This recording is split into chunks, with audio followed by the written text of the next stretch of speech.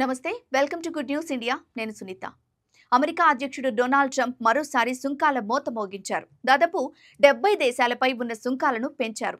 అత్యధికంగా సిరియాపై 41% టారిఫ్ ను విధించారు. పాకిస్తాన్ దేశం నుంచి దిగుమతి అయ్యే వస్తువులపై మాత్రం 29%గా ఉన్న టారిఫ్లు 19%కి తగ్గించడం గమనార్హం. 10% నుంచి 41% వరకు పరస్పర సుంకాలను విధించే కార్యనిర్వాహక ఉత్తర్వులపై ట్రంప్ సంతకాలు చేశారు. పరస్పర సుంకాల నేపథ్యంలో వాణిజ్య ఒప్పందం చేసుకోవడానికి ఆగస్టు 1 వరకు ట్రంప్ గడువు విధించిన విషయం తెలిసిందే. ఈ క్రమంలోనే ఆయన సుంకాలను సవరించారు.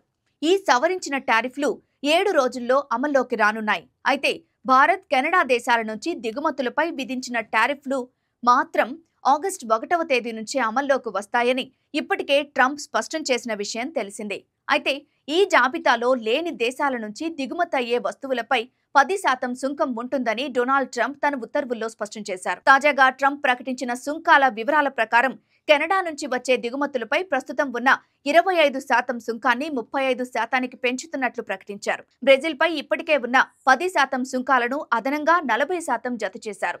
సిరియా దిగుమతులపై అత్యధికంగా 41% టారిఫ్ను ట్రంప్ విధించారు.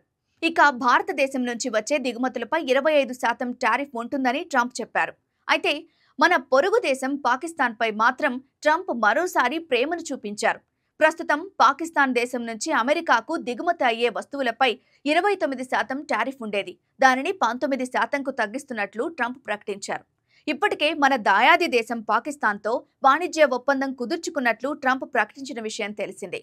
దీని ద్వారా దక్షిణాసియాలో అతిపెద్ద చమురు నిల్వ దేశంతో కలిసి పనిచేస్తున్నామని వెల్లడించారు. ఏదో ఒకరోజు భారత్కు కూడా పాకిస్తాన్ చమురు విక్రయించే రోజు రావచ్చని తన సోషల్ ట్రూత్లో ట్రంప్ వ్యాఖ్యానించి భారత్ను కించపరిచే ప్రయత్నం చేశారు. తాజాగా పాకిస్తాన్ దేశం నుంచి అమెరికాకు దిగుమతి అయ్యే వస్తువులపై ట్రంప్ టారిఫ్ను భారీగా తగ్గించడం గమనార్హం.